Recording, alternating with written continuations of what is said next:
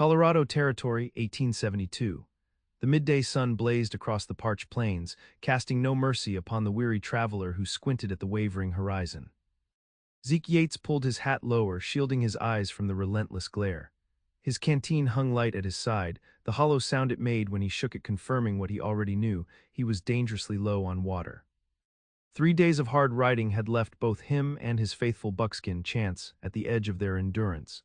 At 26, Zeke had already seen enough of the West to know its cruel indifference.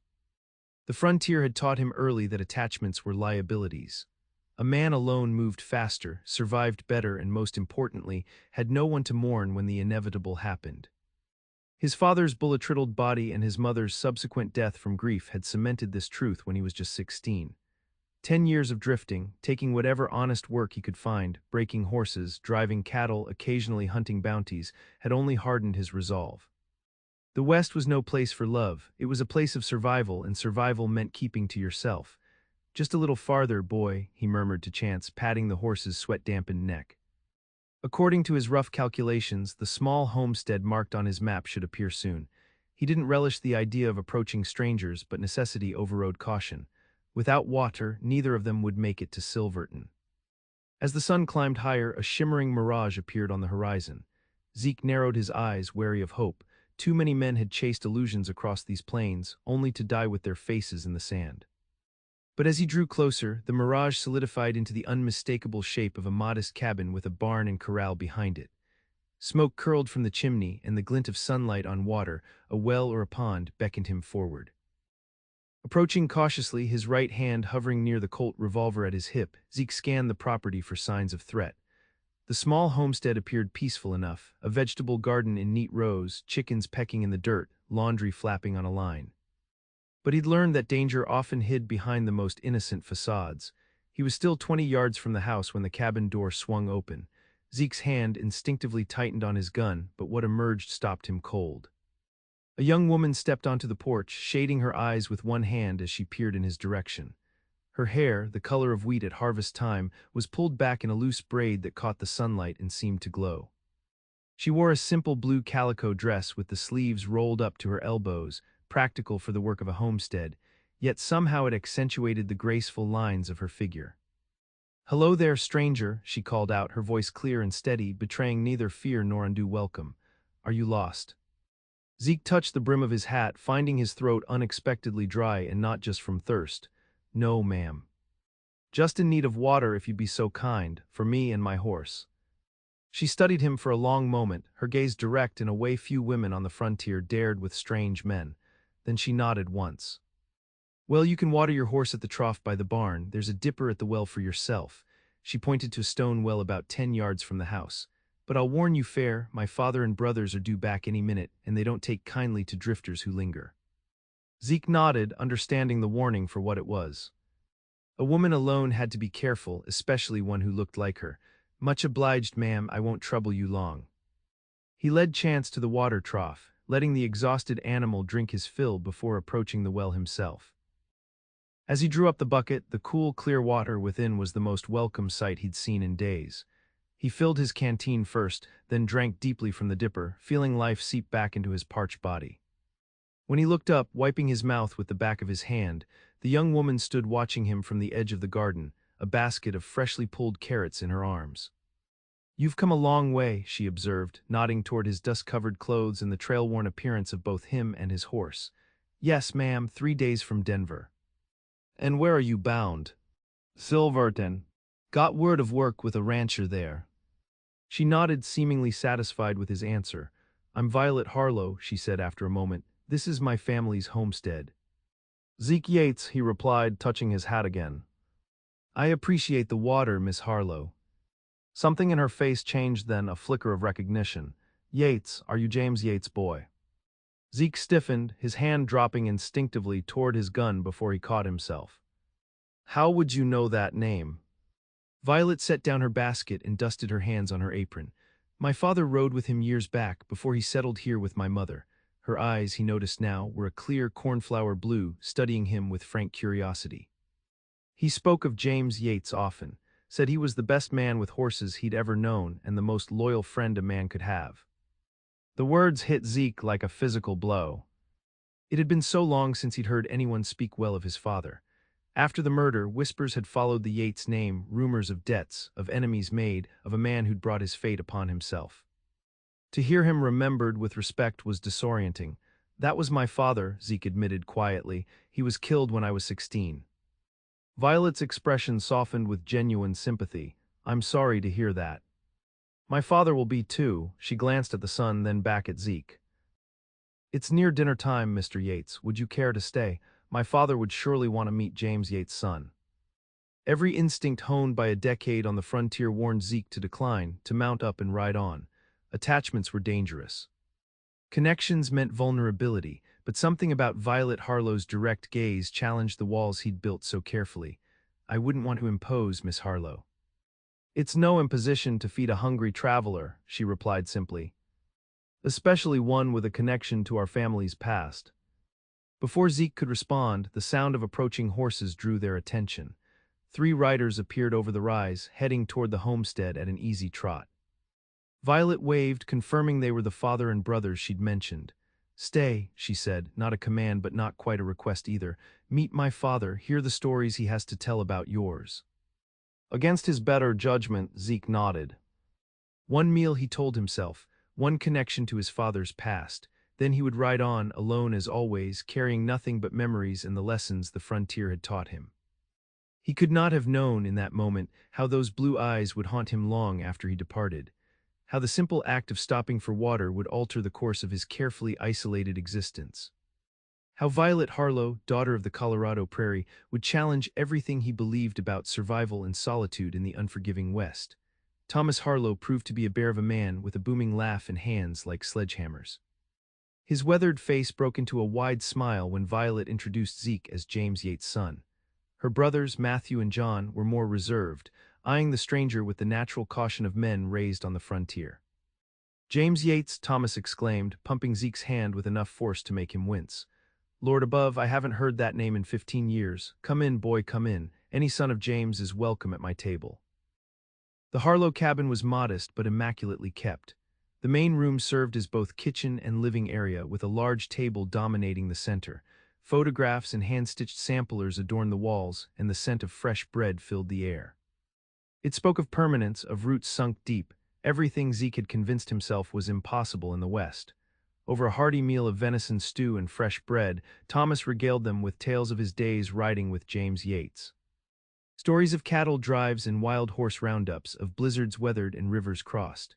Stories that painted a picture of Zeke's father he had almost forgotten, the skilled horseman, the loyal friend, the man who could read weather changes in the way hawks circled and find water by the types of grasses growing. Your father saved my life twice over, Thomas said, leaning back in his chair with a cup of coffee. Once when our camp was hit by Comanche, and once when I fell through river ice in Montana territory. He pulled me out and wrapped me in his own blankets, nearly froze himself. He shook his head, eyes distant with memory, never knew a better man to ride the trail with. Across the table, Violet watched Zeke absorb these stories, her gaze thoughtful. When their eyes met, she offered a small smile that seemed to acknowledge something he couldn't name. What happened to him, son? Thomas finally asked, the question Zeke had been dreading. Last I heard, he'd settled near Denver with a wife. Zeke set down his coffee cup carefully, killed over a land dispute, shot in the back by a man named Walsh who wanted our water rights. The words came out flat, practiced. My mother didn't last the year after.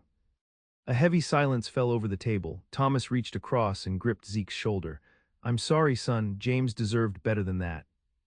Walsh, Matthew, the older brother, looked up sharply. Carson Walsh. Zeke's hand froze halfway to his cup. You know him. Of him, Matthew clarified. He's made quite a name for himself these past few years. Owns half the water rights between here and Pueblo now. Mean son of a gun with a gang of hired guns doing his dirty work. The information landed like a stone in Zeke's chest. 10 years he'd spent drifting, telling himself he was leaving the past behind. But in truth, he'd been running from it, from the helplessness he'd felt at 16 watching them lower his father into the ground. He's never paid for what he did, Zeke said quietly. Sheriff back then said there wasn't enough evidence. Thomas and his sons exchanged glances loaded with meaning. Way we hear it, John, the younger brother said, Walsh doesn't leave witnesses these days either. Violet set her cup down with a decisive click. That's enough of such talk at the dinner table, she said firmly. Mr. Yates is our guest, not a recruit for whatever vigilante justice you men are contemplating. Her father had the grace to look abashed. Violet's right. Forgive us, Zeke, it's just that men like Walsh have been pressuring small ranchers and homesteaders all through these parts. Makes the blood run hot. Zeke nodded, but his mind was already racing. Walsh was still operating, still stealing land and water rights, still destroying families like he'd destroyed Zeke's. The knowledge awakened something he'd tried to bury, a thirst for justice that water could never quench. After dinner, as the men moved to the porch to smoke, Violet touched Zeke's arm lightly. Would you help me draw water for the dishes? She asked, her eyes conveying that she had more to say away from her family's ears. Outside at the well, as they worked the rope together to raise the heavy bucket, she spoke in a low voice. I saw your face when they mentioned Walsh. You're thinking of going after him, aren't you? Zeke didn't answer immediately, focusing on securing the bucket. Some debts need paying. And will that bring your father back? Or your mother? Her directness startled him. Or will it just add another grave to those Walsh has already dug? You don't understand, he began, but she cut him off. I understand revenge well enough, Mr. Yates. My mother's family was killed by raiders when she was just a girl. She spent years eaten up with hate before she met my father. Violet took the bucket from him, their fingers brushing momentarily. She always said revenge is like drinking poison and expecting the other person to die. The touch of her hand, brief as it was, sent an unfamiliar warmth through Zeke's chest. What would you have me do then? Forget what he did. No, she said softly, but perhaps consider that justice and revenge aren't the same thing, and that facing the future might require more courage than avenging the past. Before he could respond, Thomas called from the porch. Violet, tell our guest he's welcome to bed down in the barn tonight. Too late to be riding on, and those clouds to the west speak of rain coming. Zeke looked to the horizon where, indeed, dark clouds were building. The smart move would be to accept the offer, rest his horse, and continue to Silverton in the morning. But something about this place, about Violet Harlow with her direct gaze and challenging words, made him uneasy.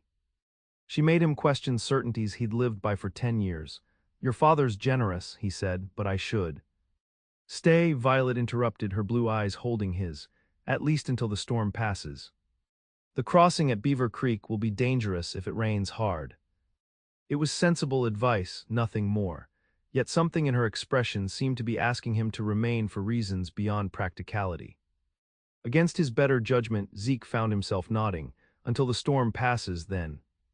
He could not have known that the real storm, the one that would upend everything he believed about his place in the world, was just beginning to gather force. The Harlow barn was clean and well built, with a loft that provided better accommodation than many places Zeke had slept over the years.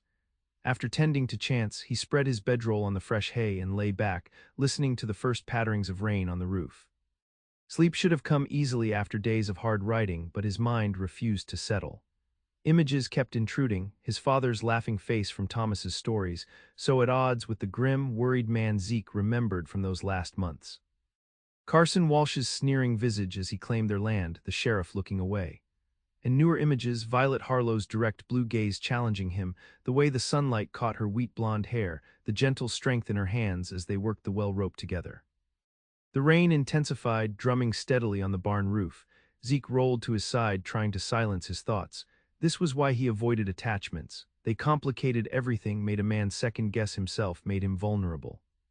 A creak of the barn door startled him fully awake. His hand went to his revolver as a figure slipped inside, carrying a lantern.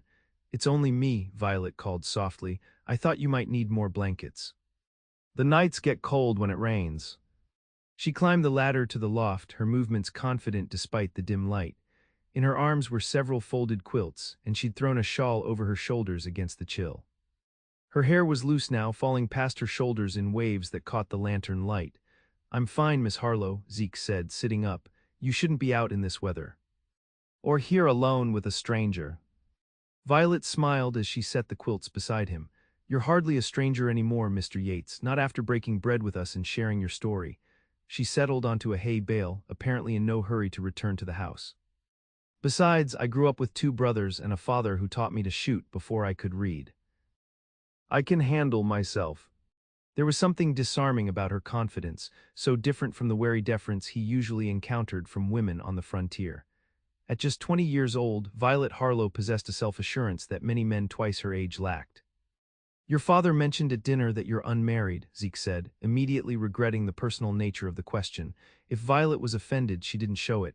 Yes, had a few offers, but none that seemed worth giving up my freedom for. She wrapped her shawl tighter around her shoulders. What about you? A handsome man like yourself must have had opportunities to settle down. The compliment delivered so matter-of-factly caught Zeke off guard. Never stayed in one place long enough, he answered honestly. Besides, the kind of life I lead isn't suited for a wife and family. And what kind of life is that, drifting from job to job, sleeping in strangers' barns?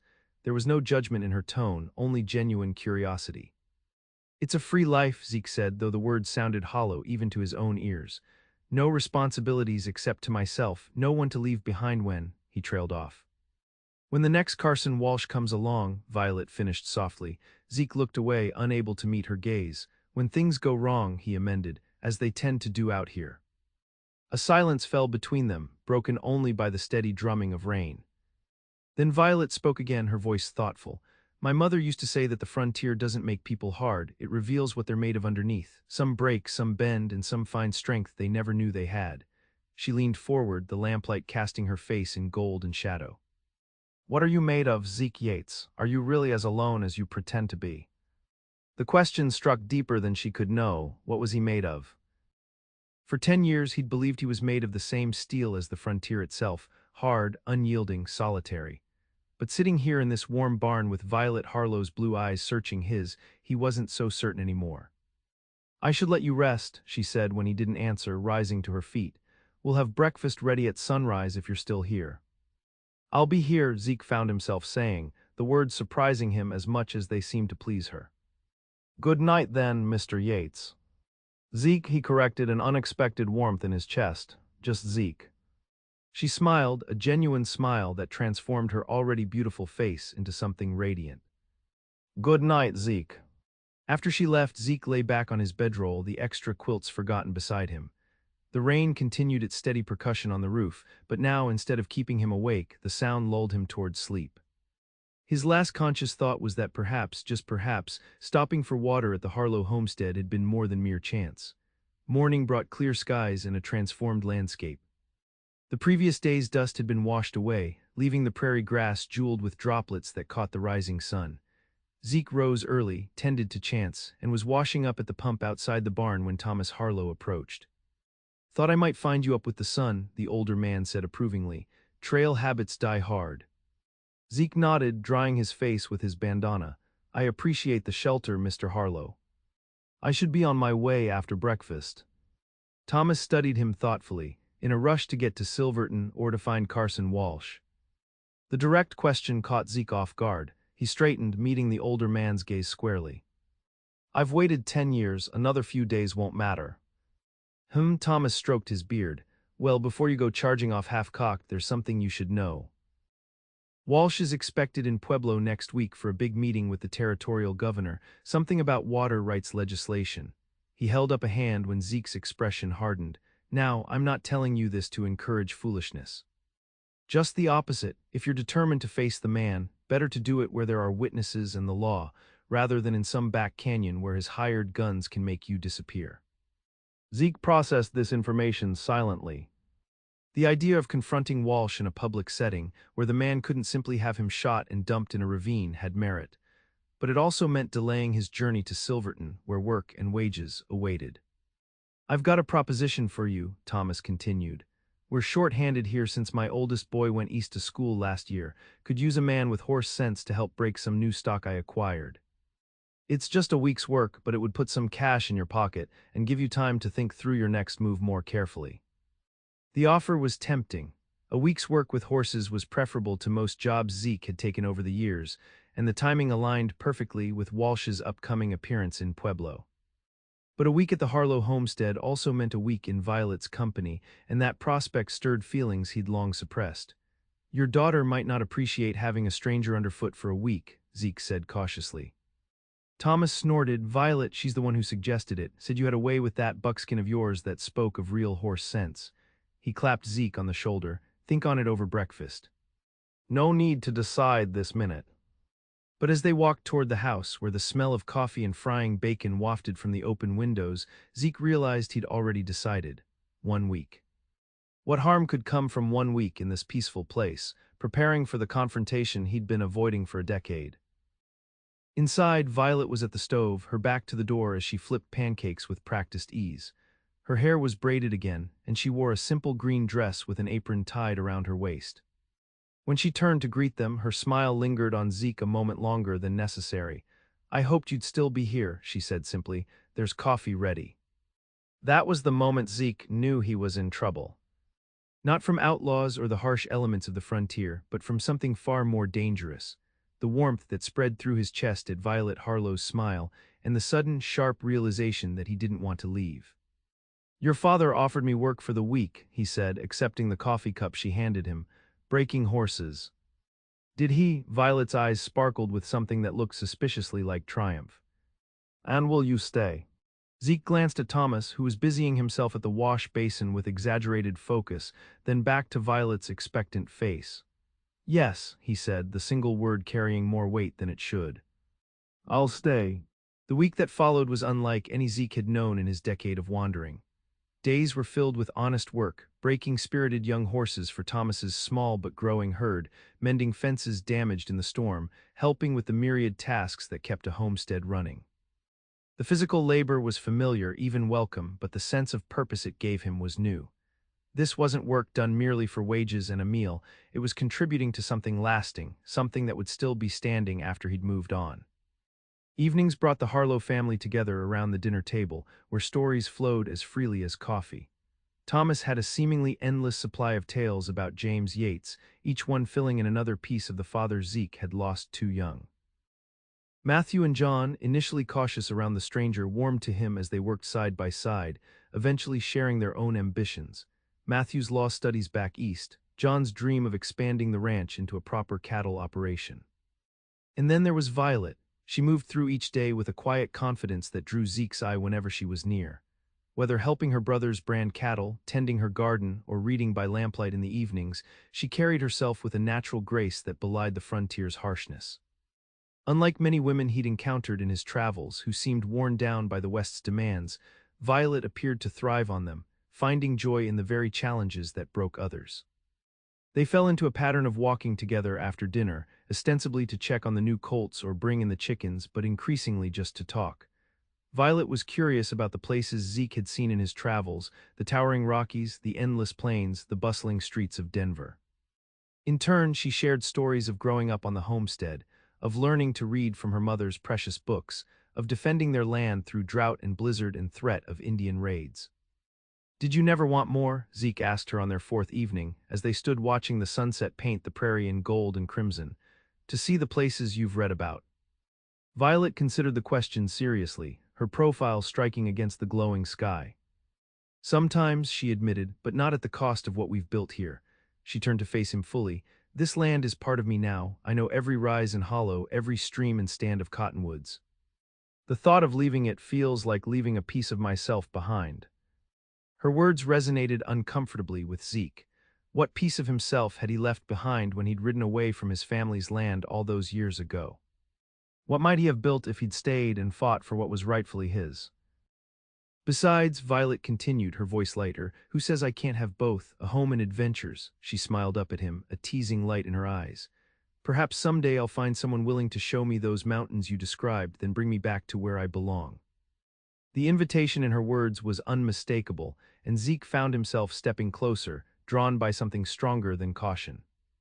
In the fading light, Violet's eyes were the deep blue of twilight, and when his hand rose to cup her cheek, she didn't pull away. "Violet," he began, his voice rough with emotion he'd long denied, "I'm not the kind of man who—" She pressed a finger to his lips, silencing him. "Don't tell me what kind of man you're not, Zeke Yates," she said softly. "Show me who you are." The kiss that followed was gentle at first, a tentative exploration of unfamiliar territory. But like a prairie fire catching in dry grass, it quickly blazed into something more consuming. Zeke's arms encircled her waist, pulling her closer as her hands slid up to his shoulders. In that moment, all his carefully constructed barriers seemed as insubstantial as morning mist burned away by the rising sun. When they finally broke apart, both breathing heavily, Zeke rested his forehead against hers, eyes closed as if in prayer. "This wasn't supposed to happen," he murmured. Violet's laugh was soft against his cheek. "The best things rarely happen according to plan." But as they walked back to the house hand in hand, Zeke couldn't shake the shadow that fell across this unexpected happiness. In 3 days, he would ride to Pueblo to confront Carson Walsh. And no matter how that confrontation ended, he couldn't see a way it would lead him back to this homestead, to Violet's side. The next morning, as Zeke worked with a particularly stubborn colt in the corral, Thomas Harlow approached, leaning his arms on the fence to watch. For several minutes he said nothing, just observed as Zeke patiently guided the young horse through the basic commands. Finally, when the colt was responding well, Zeke led him to the fence where Thomas waited. "You've got your father's way with horses," the older man said approvingly. He could get more from a horse with a whisper than most men could with a whip. Zeke nodded, accepting the compliment for what it was, a connection to the father he'd lost, a continuation of something valuable that hadn't died with James Yates. "I saw you with my daughter last night," Thomas said, the abrupt change of subject causing Zeke's hand to still on the colt's neck. "Sir, I—" Thomas held up a hand, no need to explain. "Violet's a grown woman who knows her own mind, has since she was knee-high to a grasshopper." His expression grew more serious. "But I'd be remiss as a father if I didn't ask what your intentions are, especially with your business in Pueblo coming up." The question landed like a physical blow.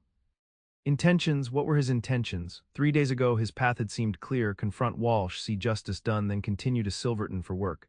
Simple, solitary, safe. But now, with Violet's kiss still burning on his lips and Thomas Harlow's steady gaze demanding honesty, nothing seemed simple anymore.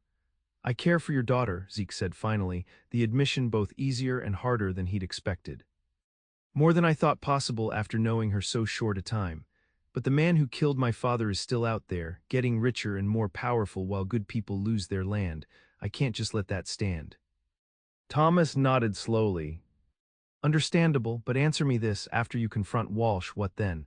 If you get your justice, or your revenge, or whatever you want to call it, what comes next for Zeke Yates?" It was the question Zeke had been avoiding since the moment he'd first seen Violet on the porch. The future he'd never allowed himself to imagine.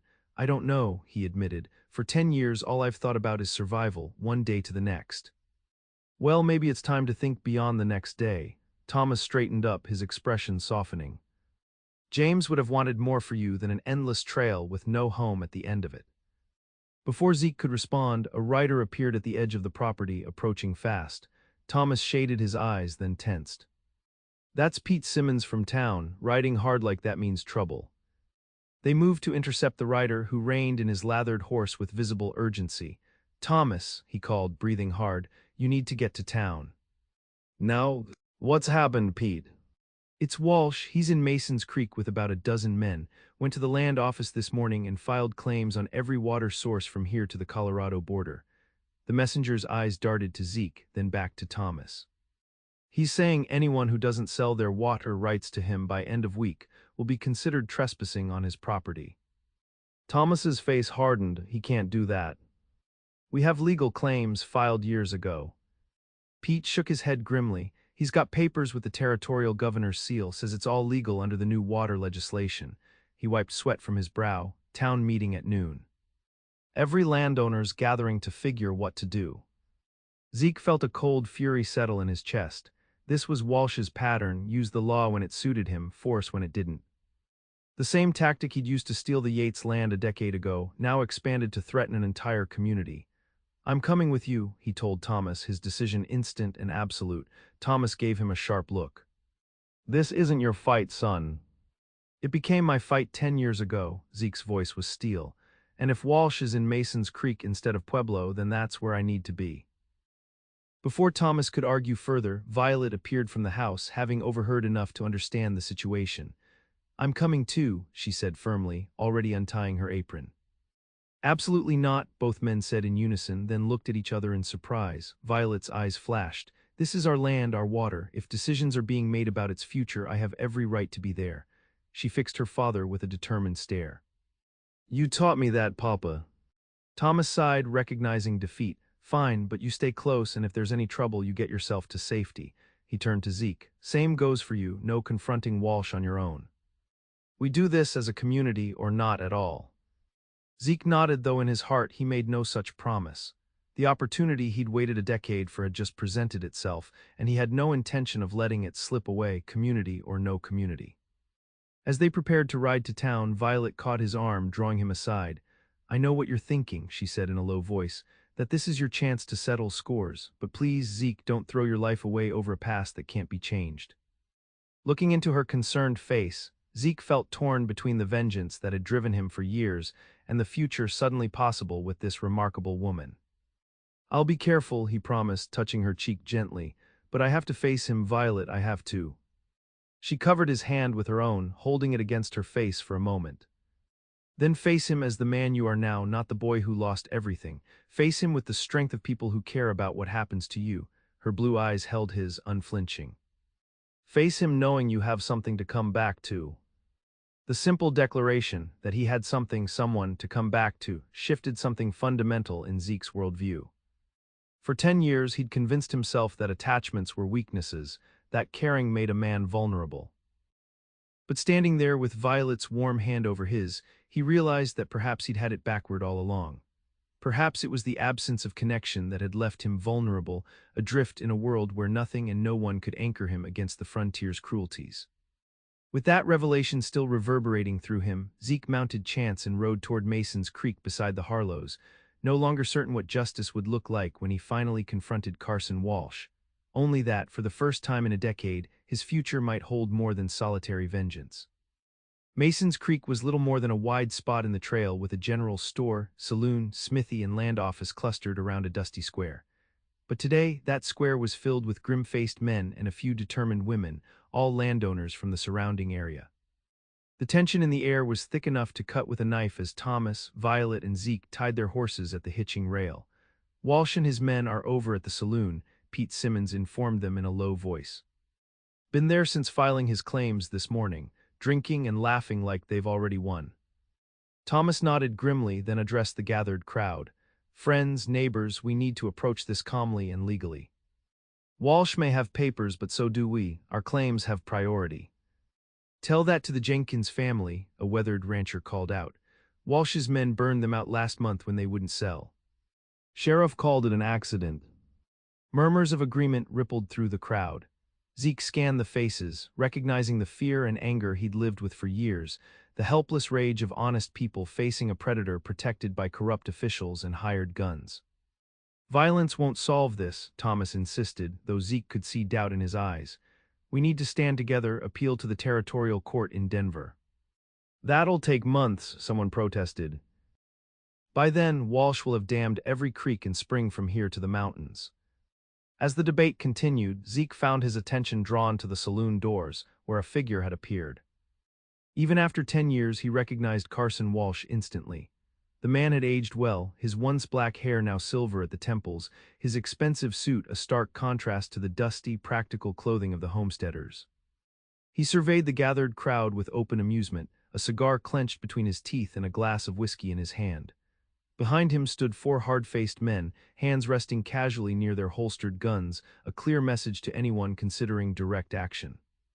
Zeke felt a hand on his arm and glanced down to find Violet beside him, her expression concerned. She had noticed the direction of his gaze and the tension in his posture. Not like this, she murmured. Not here on the street with his gunmen ready. Before Zeke could respond, Walsh's voice rang out across the square, silencing the debate. Well, quite a gathering. He descended the saloon steps with exaggerated care, his men flanking him protectively. Let me save you all some time. The water rights have been legally reassigned under the new territorial statutes. You can sell to me at fair market value, or you can try farming without water. His smile never reached his cold eyes. Your choice. There's nothing fair or legal about what you're doing, Walsh. Thomas stepped forward, his voice carrying the authority of a man respected in the community. You're using legislation you helped write to steal what isn't yours. Walsh's smile thinned. Strong accusations from a man whose claim depends on a continued flow of water he doesn't control. He took a leisurely puff of his cigar. Perhaps you'd like to be the first to make a sensible decision, Harlow. I understand your daughter has made quite a garden at your place. be ashamed to see it wither. At the thinly veiled threat, Zeke felt something snap within him. He stepped forward, breaking away from Violet's restraining hand. Carson Walsh. The name, spoken clearly and coldly, drew Walsh's attention. He squinted at Zeke, showing no recognition. "Do I know you, boy?" "You knew my father," Zeke said, moving closer, ignoring the way Walsh's hired guns tensed. "James Yates. You shot him in the back 10 years ago for water rights outside Denver." A ripple of reaction passed through the crowd. Walsh's expression flickered briefly before settling back into calculated amusement. "Yates, can't say I recall the name. I've dealt with so many properties over the years." "You recall it," Zeke pressed, his voice deadly calm. "You recall promising the territorial judge a share of the profits in exchange for dismissing the murder charges. You recall my mother dying of grief while you built your empire on stolen water and stolen lives." Walsh's amusement faded entirely, replaced by cold calculation. "Careful with those accusations, boy. Slander's a serious matter." "So is murder." Zeke stopped just out of arm's reach, aware of the armed men on either side of Walsh but beyond caring. 10 years of suppressed rage and grief boiled just beneath his controlled exterior. "I've waited a long time to see you answer for what you did." The tension in the square was suffocating. No one moved or spoke as Walsh and Zeke faced each other, the culmination of a decade-long journey for justice that had shaped every decision Zeke had made since his father's death. Finally, Walsh smiled, the expression chilling in its confidence. "And how exactly do you plan to make me answer, young Mr. Yates? With your gun?" He nodded toward Zeke's holstered Colt. "My men would cut you down before you cleared leather. With the law," he laughed outright. "I am the law in this territory now. The governor himself signed these water rights over to me." "Not all of them." The new voice came from behind Zeke. A tall man in a travel-stained duster pushed through the crowd, a leather document case tucked under one arm. Behind him came several more men, their badges identifying them as U.S. Marshals. "Matthew," Violet gasped, recognizing her brother despite his changed appearance. Matthew Harlow nodded briefly to his sister but kept his focus on Walsh. "Carson Walsh, I'm here representing the Denver Land Office in the U.S. Department of the Interior." He opened his case, extracting an official-looking document. "These papers invalidate any water rights claims filed by you or your agents in the past 30 days, pending a federal investigation into allegations of corruption and intimidation." Walsh's face contorted with fury. "This is outrageous. I have the governor's seal." "The governor," Matthew interrupted calmly, "is currently answering some very interesting questions from federal investigators about his financial relationship with your enterprises, Mr. Walsh. As are several territorial judges and land officials." For the first time, uncertainty flickered across Walsh's face. He glanced at his men, who looked equally confused by this unexpected turn of events. Matthew continued, his legal training evident in his precise language. "Furthermore, I have here sworn affidavits from 3 witnesses to the murder of James Yates in 1862, including the original investigating officer who was pressured to classify it as an accident." He withdrew another set of papers. "Based on this evidence, the U.S. Marshal Service is hereby placing you under arrest for the murder of James Yates and the subsequent obstruction of justice." Stunned silence fell over the square. Zeke stared at Matthew, unable to process what was happening.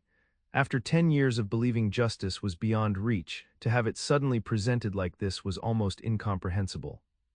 Walsh recovered first, his expression hardening into something dangerous.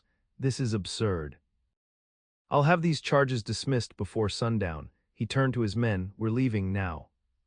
"I'm afraid not, Mr. Walsh." The lead marshal stepped forward, hand resting on his gun. "You're coming with us to Denver to face these charges properly." What happened next unfolded with terrible swiftness. Walsh's hand darted inside his coat, emerging with a small derringer that he aimed not at the marshals, but at Zeke, a final act of vengeance against the Yates family. "Like father, like son," Walsh snarled as his finger tightened on the trigger. Zeke saw the gun, registered its aim, but found himself frozen in that eternal moment between life and death. A shout rang out, Violet's voice calling his name, and then a blur of movement as she lunged toward him. The derringer fired with a sharp crack. Zeke felt something impact his side, pushing him off balance. For a confused moment he thought he'd been hit, but then realized it was Violet who had shoved him aside. She stumbled against him, her face pale with shock. "Violet!" The The cry tore from his throat as he caught her, lowering her gently to the ground as chaos erupted around them. Gunfire exploded as the marshals and Walsh's men exchanged shots. Through it all, Zeke was aware only of Violet in his arms, of the crimson stain spreading across the shoulder of her dress.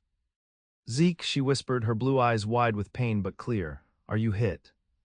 "No, you foolish, brave woman," he choked out, pressing his bandana against her wound to stem the bleeding. "Why did you do that?" A ghost of a smile touched her lips. "Couldn't let you die when you just found something worth living for."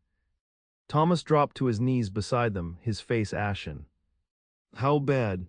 Zeke carefully examined the wound, relief washing through him as he realized the bullet had passed clean through the flesh of her upper shoulder, missing bone and vital vessels.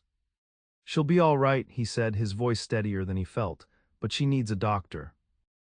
Around them the gunfire had ceased. Walsh lay dead in the dust, his final attempt at murder having sealed his own fate. His men were being disarmed and restrained by the marshals. Matthew hurried over, kneeling beside his sister. "There's a doctor in town," he said urgently. "I'll fetch him." As Matthew departed at a run, Zeke cradled Violet against his chest, his mind reeling from how quickly everything had changed. The vengeance he'd sought for a decade had come, but not by his hand. Justice had arrived through legal channels he'd long since lost faith in, brought by the brother of the woman who had risked her life to save his. Looking down at Violet's pale face, he was struck by the terrible clarity of almost losing her before he'd truly found her. All those years of keeping himself apart, of believing attachments were weaknesses, and in the end, it was someone else's attachment to him that had saved his life. "Don't you dare die on me, Violet Harlow," he murmured against her hair. "Not when I've just figured out what I've been missing all these years." Her eyes fluttered open, finding his with surprising lucidity despite her injury. "And what's that, Cowboy?" she asked, her voice weak but determined. Zeke swallowed hard, the words he'd never allowed himself to consider now flowing easily. "A home, a purpose. Someone to come back to." He brushed a strand of hair from her face with gentle fingers. "You." The smile that bloomed across her features was worth every mile he'd traveled, every hardship he'd endured. "Well," she whispered, "I'm not going anywhere, so it seems you're stuck with me." In that moment, with Gunsmoke still hanging in the air and justice finally served, Zeke Yates, drifter, loner, a man who had spent a decade believing the frontier was no place for love, discovered that perhaps he had been wrong all along. Perhaps love was exactly what the frontier needed most. The doctor arrived minutes later, confirming Zeke's assessment that Violet's wound, while serious, was not life-threatening. As they carried her to the doctor's office, Zeke held her hand, unwilling to break contact even for a moment. "Stay with me," she murmured as the doctor prepared to clean and dress her wound. "Always," Zeke promised, the word containing a lifetime of commitment he would have thought impossible just days before. The days that followed were a blur of activity. With Walsh dead and his operation exposed, the federal authorities moved quickly to invalidate his fraudulent claims and restore rightful ownership to the affected landowners. Matthew Harlow, it emerged, had been working on the case for months as part of his legal studies, quietly gathering evidence and witnesses until he had enough to bring down not just Walsh but the corrupt officials who had enabled him. For Zeke, it was a time of profound realization.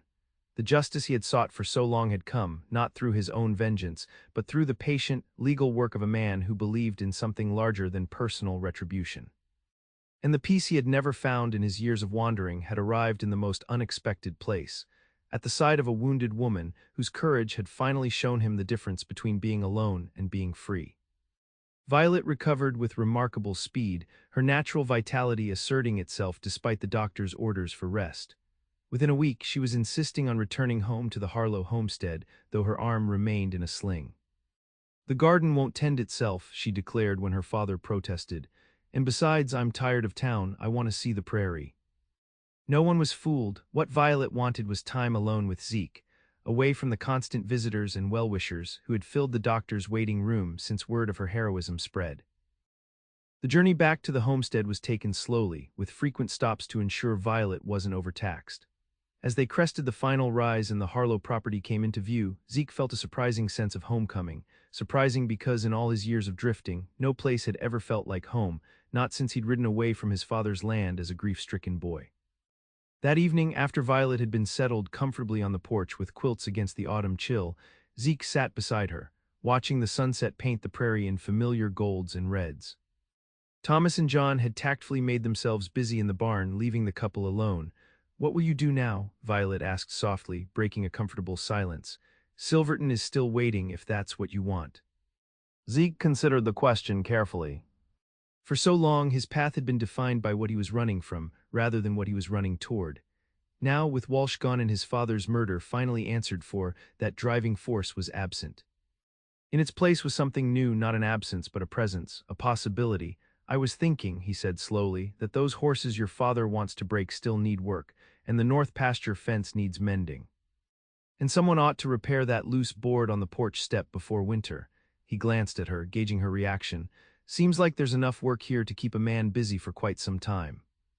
Violet's eyes shone with understanding and something deeper.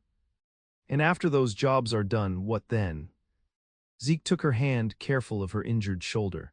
"Then I thought I might build a cabin just over that rise where the cottonwoods grow by the creek.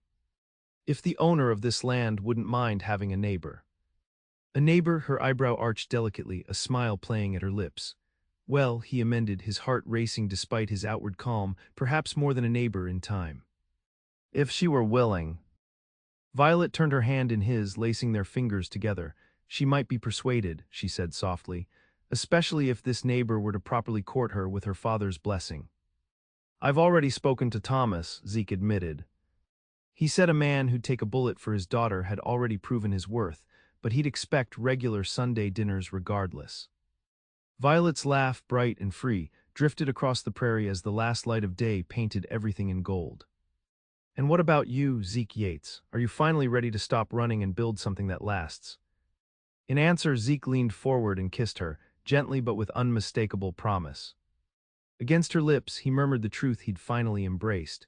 "I stopped running the moment I saw you on this porch, Violet Harlow. I just didn't know it yet."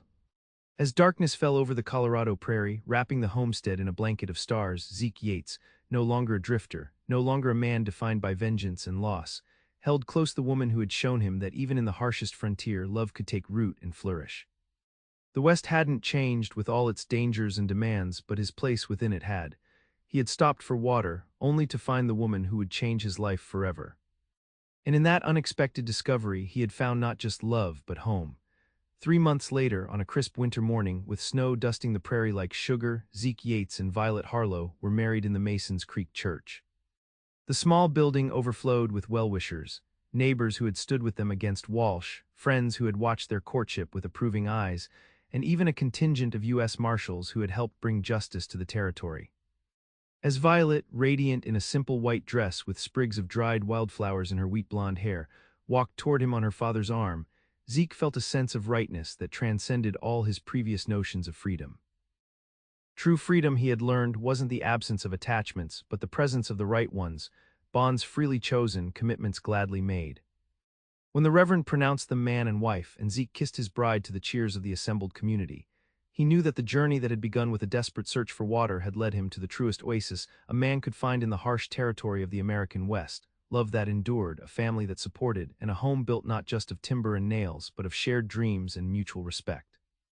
By spring, their cabin on the rise by the cottonwoods was completed, built with the help of the Harlow men and neighbors who understood the value of community in frontier life. It was modest but sound, with windows that caught the morning light and a wide porch where they could watch the sun set over land that now belonged to both of them, Thomas having deeded the parcel to them as a wedding gift. And when the first wildflowers bloomed across the prairie that April, Violet shared news that completed the transformation of Zeke Yates from lonely drifter to settled family man. They would welcome a child when the autumn harvest came.